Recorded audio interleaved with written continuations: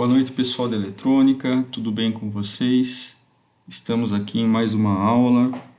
Hoje a gente vai falar um pouquinho sobre o conceito básico de transistores bipolares, ok? Nessa aula a gente fala sobre a introdução à existência dos transistores bipolares. A gente vai falar em outras aulas, né, sobre o funcionamento desses transistores e também aí das suas categorias, perfeito? Vamos lá.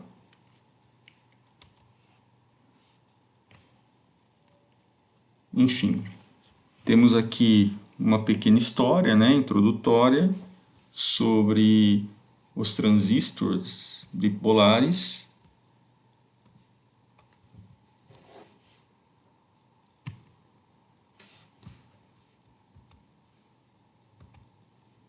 Bom, o transistor de junção bipolar, ele foi um dos primeiros, né, tipos de transistor a ser produzido. E isso valeu até um prêmio, né, para os seus inventores. Foi uma evolução da eletrônica na época. E até hoje ele permanece sendo o único componente como prêmio, né, Nobel, e a ser atribuído, né, num dispositivo de engenharia. Então a evolução, né, foi tanta que até hoje ele é, né, reconhecido. Os primeiros transistores, pessoal, foram produzidos, né, com germânio, material de semicondutor. E com o passar do tempo, né, foi utilizado o silício, que é encontrado em larga escala, né, principalmente aqui no Brasil. O objetivo desses inventores na época eram fazer a substituição de válvulas, né? Por quê? Porque elas consumiam muita energia, tinham um baixo rendimento, né, e funcionavam com algumas tensões da ordem de centenas de volts. Então era muito desperdício, né, para funcionar uma TV, por exemplo, né? Se vocês conversarem com pessoas mais antigas, né, da área de eletrônica, eles vão te falar a respeito das válvulas utilizadas. Perfeito? Então foi uma evolução muito grande nessa época. Basicamente a estrutura do TJB, transistor, né, bipolar, é da seguinte forma. Resumindo, né, o nome, o TJB, ele é um dispositivo que possui 3 terminais, né, sendo ali a base, o emissor e o coletor. Tá? O nome que ele traz, né, de bipolar vem aí de transporte, né, da carga se efetuar por 2 portadores. Tá? Se a gente analisar aqui a simbologia, a gente consegue enxergar, né, quem é a base do transistor, quem é o coletor e quem é o emissor. Portanto, essa é a simbologia básica do nosso transistor. Existem, né, simbologia para o transistor PNP e para o transistor NPN, ao qual a gente vai falar em próximas aulas. Ainda na estrutura, pessoal, a gente tem aí que considerar um parâmetro que é um dos mais importantes quando a gente fala de estrutura de transistor bipolar, que é o ganho da corrente entre o nosso coletor e a base. E ele é denotado, ou seja, ele é representado pela letra, né, beta, perfeito?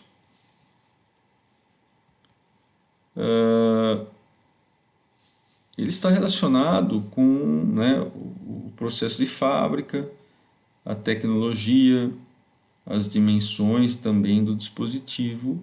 Tudo isso é considerado para que a gente tenha aí esse ganho. Existem, pessoal, praticamente, né, dois tipos de transistor aí. O que a gente chama de NPN e o que a gente chama de PNP, tá? Então, são as duas categorias, vamos dizer assim, que a gente tem dos transistores.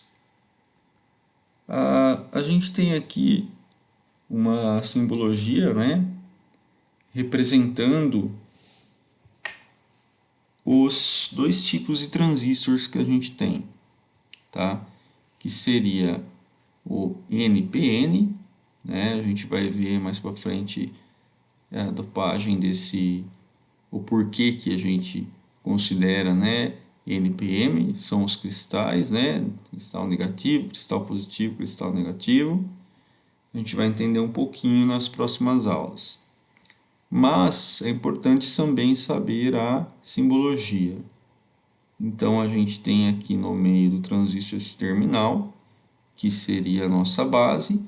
A gente tem aqui esse outro terminal, que seria o coletor. E a gente tem esse terminal com a seta, que seria o emissor. Perfeito?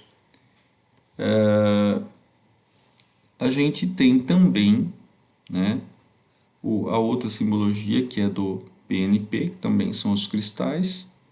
E a gente tem aqui o emissor sempre com a seta, a base no mesmo local e o coletor. Perfeito? Reparem que a gente tem aqui sempre, né, quando a seta indica para fora, é o NPN. Tá? E sempre quando a seta indica para dentro, é o PNP. Perfeito? A gente vai dar um pouco mais de prioridade no sentido aí de funcionamento, essa questão de dopagem dos cristais, na próxima aula. Como eu disse, essa é uma aula introdutória apenas. Bom, algumas considerações em relação aos modos de funcionamento. Parâmetro, né, mais importante, a gente sabe que é o ganho de corrente, né? E a gente tem aí algumas relações básicas das grandezas associadas ao dispositivo, tá? Que seria aí o que a gente conhece como lei dos nós, que nada mais é do que a corrente do emissor é igual à corrente do coletor mais a corrente da base. A gente também considera a lei das malhas, que seria a tensão, né, entre base e coletor, ela é igual à tensão de coletor e emissor menos a tensão de base e emissor. São as fórmulas que a gente considera para fazer alguns cálculos sobre os transistores. Bom, a gente tem aí a região que a gente chama de corte, que se a gente for formular isso, né, colocar essa teoria em fórmula, a gente vai ter que a tensão de base e emissor, ela é menor que zero, e a tensão de base e coletor, ela é menor que zero. Então, se a gente tiver essas condições, a gente está na região de corte do transistor. Bom, o que acontece nessa região? A gente não tem corrente percorrendo, né, pelo transistor. Ou seja, a corrente de base, que é igual à corrente de coletor, elas vão ser igual a zero, perfeito? Porque não tem nada percorrendo. Funciona como um circuito aberto, né? Se não tem corrente, é um circuito aberto entre os seus terminais, ou seja, não conduz. Nós temos aí a região de saturação. Tá? Se a gente for formular isso, a gente vai ter que a nossa tensão de base emissor é maior que zero e a tensão de base coletor também é maior que zero. Essa é a condição de saturação formulada. Nesse caso, o transistor ele vai conduzir corrente. E a junção do coletor base é polarizada diretamente. Então a gente vai ter que, novamente formulado, que a corrente no coletor ela vai ser maior, né, que a nossa corrente de base. Bom, a gente considera que o transistor está plenamente saturado, por exemplo, quando a nossa tensão de coletor emissor for de aproximadamente 0,2 volts.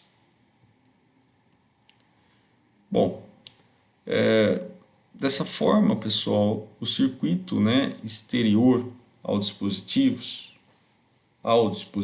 vamos dizer assim, é que determina essa zona ativa direta ou a zona de saturação, ou seja, um circuito externo, né, algo que faz com que o transistor atue ou não atue, simplificando dessa maneira.